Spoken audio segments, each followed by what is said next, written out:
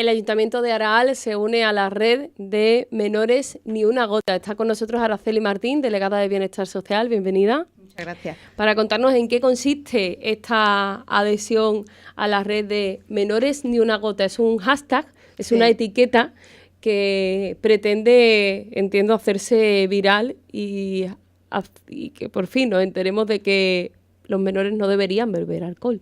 No, y sobre todo para lo que lo usan, ¿no? Que es para como tipo de ocio, ¿no? Para divertirse, ¿no? Hay otras maneras de divertirse y concretamente el tema del alcohol pues no es la más adecuada, sobre todo cuando hablamos de menores, ¿no? Porque la realidad es que la persona adulta sí suele tener una serie de capacidades, más autónomo, puede controlar un poco más ese consumo, puede llegar a mantener un consumo responsable, pero los y tiene menores, también esa obligación ya legal de adulto, claro, y todas las responsabilidades caen en ellos como personas. Y sobre todo la madurez, ¿no? Que a la hora de consumir, pues bueno, tienen una madurez suficiente, o al menos deben de tenerla, ¿no? Por lo menos iniciar a tener esa madurez para controlar un poco o poder llevar un consumo responsable. Los menores no, ¿no? Los menores no están preparados ni fisiológicamente ni mentalmente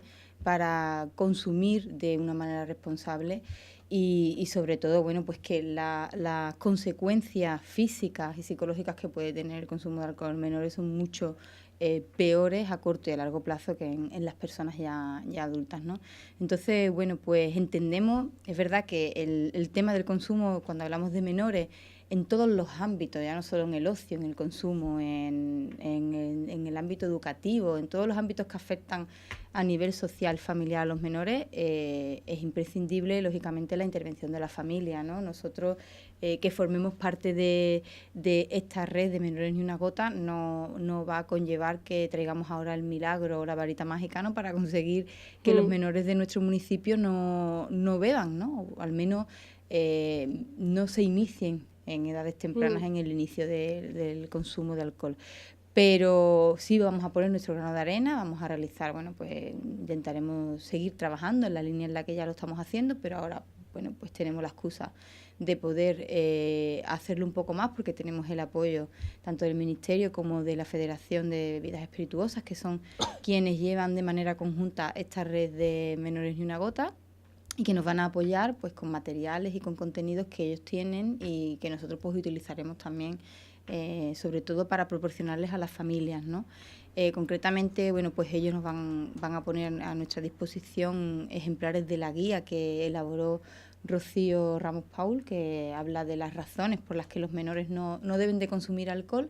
Es una guía principalmente para padres, ¿no? Que, bueno, yo le he estado echando un vistazo y vienen datos muy, muy sencillos, explica conceptos muy claros y que pueden venir muy bien a los padres, sobre todo cuando se tienen que enfrentar, por ejemplo, a la situación en la que viene su hijo un fin de semana a las tantas de la noche y viene con una cogorza, pues imagínate, ¿no?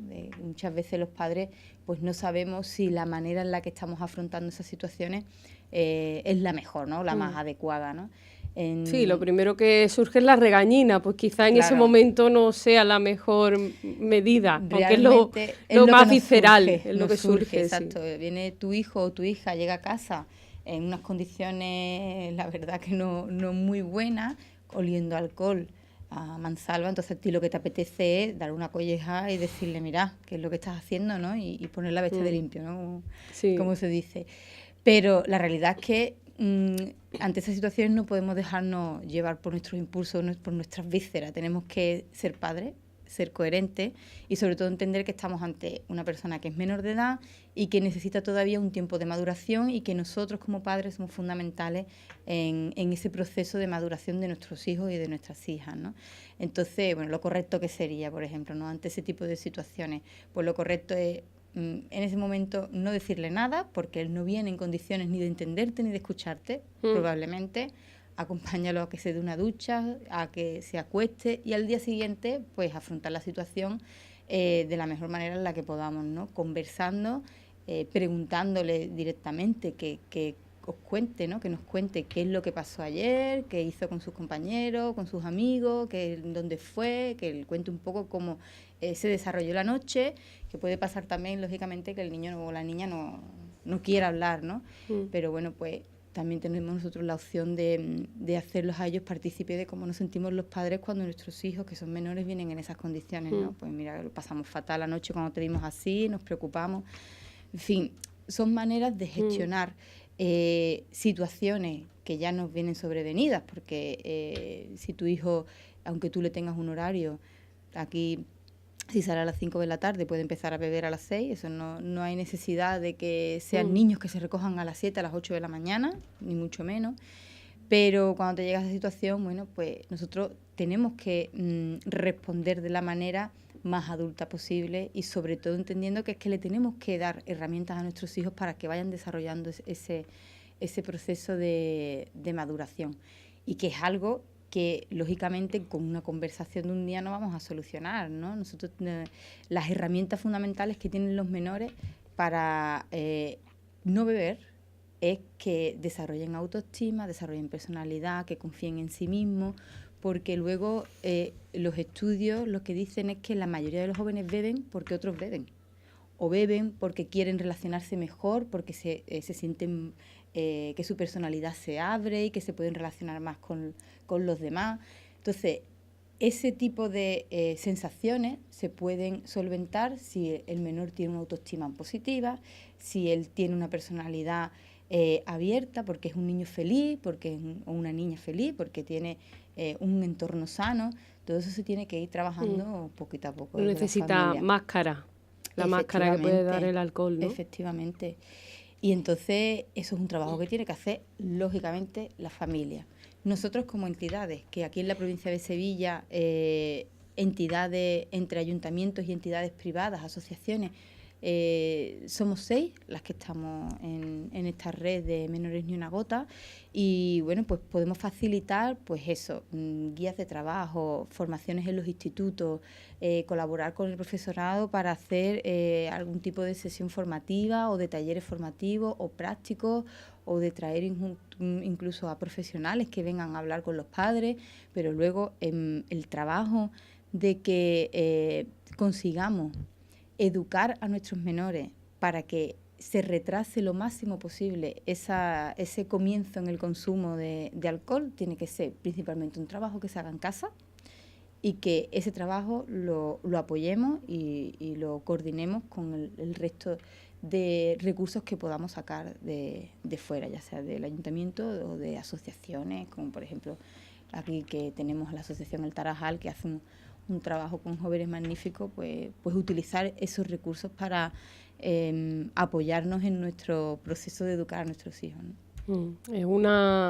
Es una labor que tiene una tarea, esta de conseguir ese objetivo, Menores Ni Una Gota de alcohol, que sí, que atañe que hay que atajar por muchas vías, pero al fin y al cabo el único o el gran beneficiado de esto es el menor en sí. Efectivamente, claro.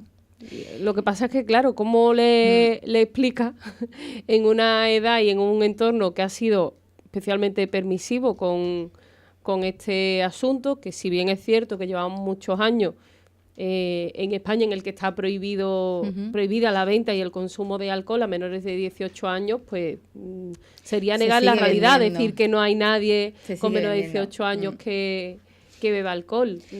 Lógicamente, la campaña que nosotros vamos a sacar a través de esta red implica, como he dicho, a la familia, lógicamente el ayuntamiento desde la Delegación de Salud, los servicios sociales, pero también a las empresas que venden, ya sea un bar, una cafetería o incluso un supermercado, ¿no? Ellos tienen que ser conscientes de que si le venden alcohol a una persona que es menor de 18 años están cometiendo un delito, ¿no? Y que está prohibido vender alcohol a menores de 18 años y se tienen que implicar en eso. Y todos sabemos que aquí el que más, el que menos, pues bueno, lo consigue. Ya sea también porque los menores luego del establecimiento no te lo vende a ti, pero se lo vende a tu primo que tiene 18 años y tú te vas con tu primo. En fin, que esto luego el control es complicado, pero si todos ponemos un poco de nuestra parte, pues bueno, vamos cerrando un poco más el círculo y sobre todo que esto es un trabajo que no es de un día para otro, que hay que concienciar. También es algo difícil y sobre todo por lo que tú dices, ¿no? Porque, bueno, aquí tenemos nuestro recinto ferial, que es el punto neurálgico en el que siempre todas las generaciones de jóvenes, me incluyo, nos hemos reunido allí a hacer botellón. Y es algo como que se ve como una tradición, ¿no? Que muchas veces eso también es lo que preocupa a los padres, ¿no? La normalidad con la que se ve que los menores, o no tan menores, porque también los hay con 18 años, que siguen siendo, entre comillas, menores. La edad máxima para consumir alcohol en Estados Unidos es 21, por ejemplo. Aquí son 18 años, ¿no? Y que se vea con normalidad que, bueno, que haya gente allí bebiendo en el recinto. Entonces, claro, esto es un cómputo un poco, tiene que participar mucha gente y de nuestra parte está como ayuntamiento, bueno, pues coordinar a todas esas personas para que al fin y al cabo podamos conseguir poquito a poco ir concienciando mucho a nuestros jóvenes, trabajar con las familias para darles las herramientas que necesiten para ese trabajo de concienciación y de maduración de sus hijos e hijas, y luego pues los distintos comercios que dispensan bebidas alcohólicas, pues que también participen a través de, nosotros vamos a ofrecerles unas pegatinas que bueno, que lo que pone es menores ni una gota, y que en ese establecimiento pues no se vende alcohol a menores, y eso aunque sea de manera visual puede echar para atrás a muchos de ellos que se puedan acercar intentando comprar algo, ¿no? Sí, de hecho, entre estas medidas no aparece la prohibición por la prohibición, sino que se exponen y se explican cuáles son los riesgos, cuáles son los peligros y cuáles son las dificultades de un consumo excesivo de alcohol y sobre todo precoz. Claro. Es que hay muchos peligros que quizá tampoco se explican. Cuando se habla de una prohibición per se, pues siempre hay una explicación detrás. Hay que hacer partícipes tanto a las familias como a los menores de por qué se prohíbe el consumo a menores. No es un capricho. No, lógicamente. Es un poco eso, un poco al hilo de lo que hablábamos antes. Un menor no tiene la madurez suficiente para entender o comprender realmente hasta dónde pueden alcanzar los riesgos del consumo de alcohol en determinadas edades, ¿no? A la mayoría de los padres lo que le preocupa es que cuando sus hijos comienzan a consumir alcohol, eso se convierta en una adicción. Es la principal preocupación que tienen los padres. Luego, la siguiente preocupación es las consecuencias físicas o fisiológicas o psicológicas que puede llevar ese consumo a corto plazo y, por ejemplo, las consecuencias sociales de peleas, de broncas, de accidentes, de tráfico, ¿no? Lo que después de eso preocupa más son las consecuencias a largo plazo. El tema de que te afecte a tu rendimiento académico, que te afecte en tus relaciones sociales, efectivamente. A nivel económico también puede afectar. Y ya lo último, que suele preocupar más a los padres, esto es un estudio que hay, que no me lo estoy sacando yo de la manga ni mucho menos, es la normalidad con la que se ve, ¿no?, ese consumo de alcohol en menores. Y que incluso hay familias, que no, lógicamente no son las mayorías, pero bueno, que si el niño tiene 16 años y tiene que tomar una cervecita con el padre, no pasa nada, hombre, tiene 16, va para 17, sigue siendo menor, ¿sabes? Realmente sigue siendo una persona inmadura, y como digo antes, hasta alguien con 18 años es inmaduro en ciertos aspectos. Entonces eso es un trabajo, por eso insisto mucho en que no hay una varita mágica, ninguna red que pueda hacer ninguna entidad externa a una familia va a tener la solución al problema del consumo de alcohol en menores, pero sí el trabajo que se hace desde casa es fundamental ante este tipo de situaciones, ¿no? Pues esperemos que este trabajo y esta propuesta y esta red a la que se adhiere el Ayuntamiento de Araal sirva para que las familias se sigan haciendo cada vez más conscientes de que ese consumo de alcohol no debería existir, no debe existir y se debe erradicar en los menores de edad y sobre todo también para los mayores, ya de paso, pues un consumo responsable, que es lo que en realidad se pide y se recuerda siempre, ¿no? Efectivamente.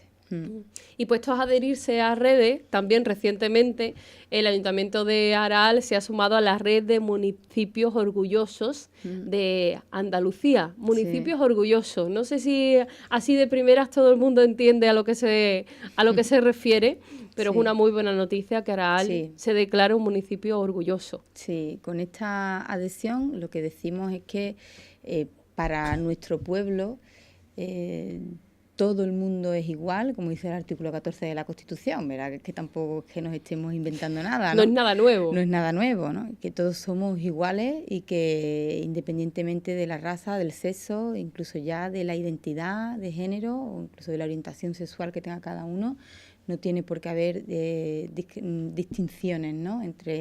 entre las personas.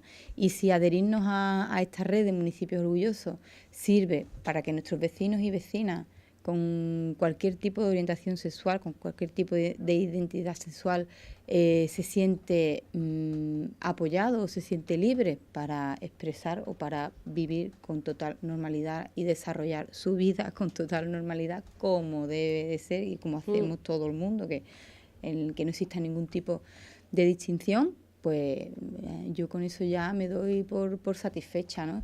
Es verdad que nosotros esta red la hemos conocido tarde, ellos llevan trabajando desde el año 2012.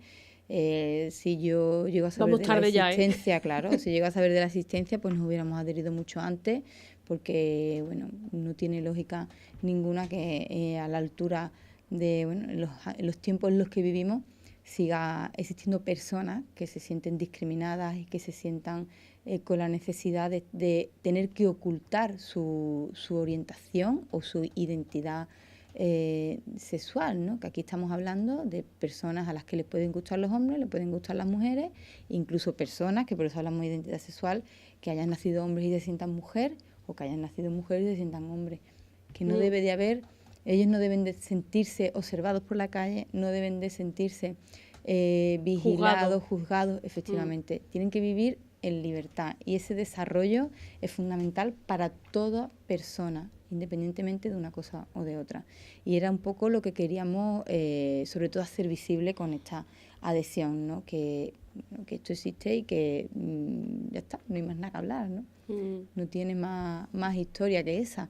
Pero es verdad que, bueno, nosotros aquí en la localidad no hay asociaciones de LGTBI, o sea que verá que si las hubiera, nosotros encantados, porque es una asociación más que se une al amplio campo de asociaciones que tenemos en esta localidad, insisto y lo repetiré hasta que me vaya, que es algo de lo que tenemos. Con el movimiento de asociacionismo que hay en Aral, raro es que no la haya. Sí, yo creo que es algo que nos tenemos que sentir muy orgullosos, ¿no? Del movimiento asociativo tan importante y tan activo que tenemos en nuestra localidad, ¿no?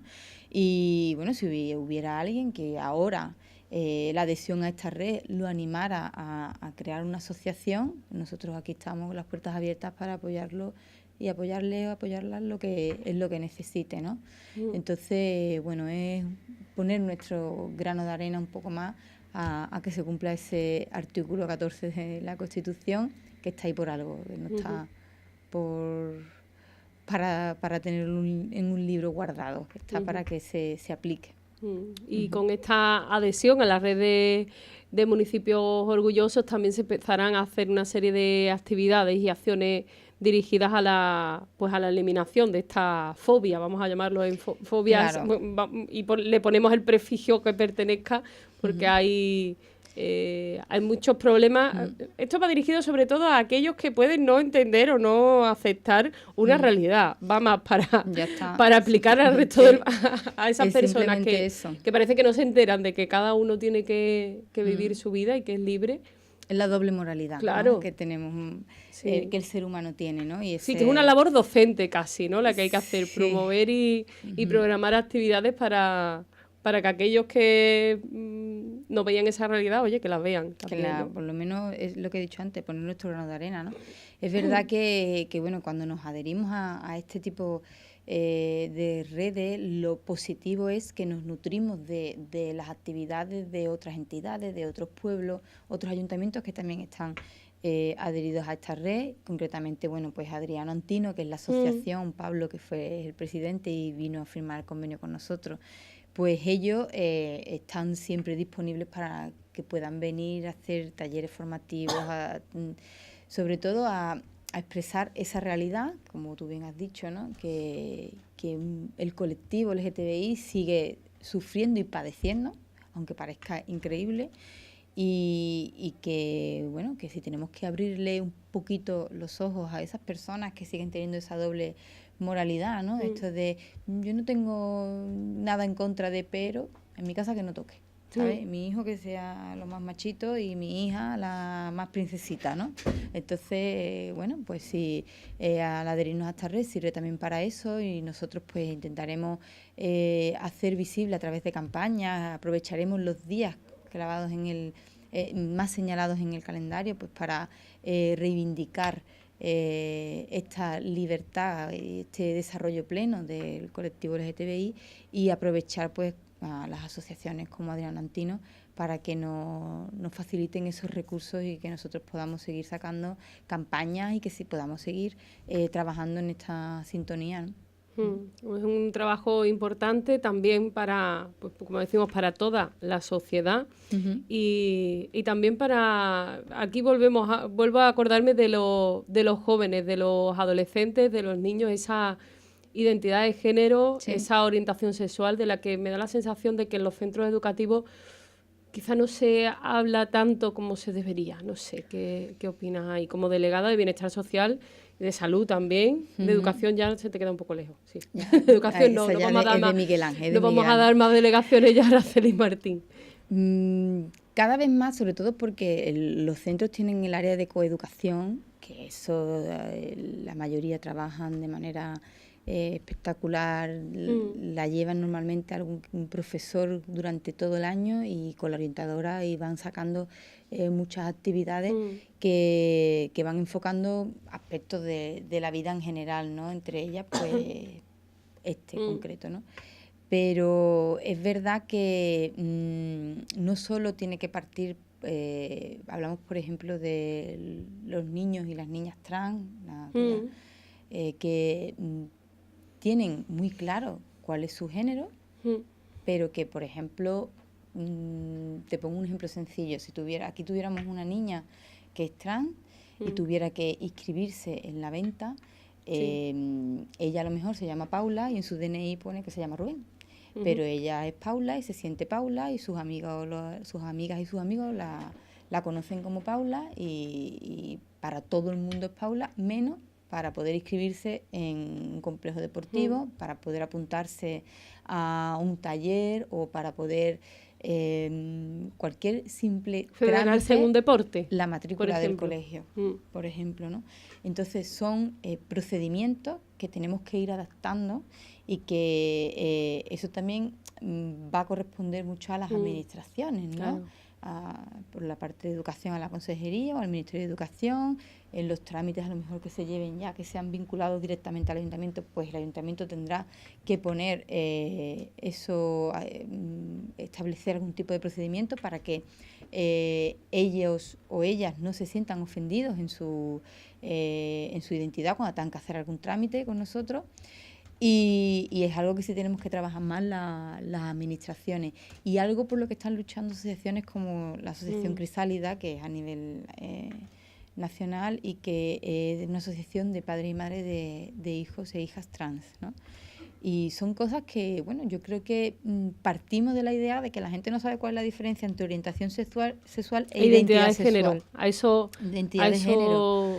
iba, que quizá en los adultos nos cuesta cuanto más a los pequeños, los más, sobre todo adolescentes en esas edades, o niños incluso, porque quizá la orientación sexual se descubre un poco más adelante, entiendo, cuando con otras edades, pero la identidad de género es desde pequeño ya se va hablando, y muchas veces se confunden términos. Sí. Vamos, he de confesar que confundo términos, y cada vez intento reforzar el conocimiento que tengo sobre esos sobre esos conceptos, porque se mezcla Exacto. muchas veces la identidad de género con la orientación sexual, que no son lo mismo. No, para nada. La orientación sexual es cuando tú, como persona, ya seas hombre o mujer, te sientes atraído por un hombre o por una mujer o por los por dos los dos, sexos, sí. efectivamente. En relación, sobre todo, bueno, pues a tener una relación amorosa o sexual y demás. La identidad de género es que tú naces con un género, femenino o masculino, pero te sientes como el otro. Claro. ¿Vale? Es tu identidad. Y eso, normalmente, los niños que nacen niños y se sienten mujer, se sienten niñas desde pequeñitos. No van y no a tienen por esperar- qué necesitar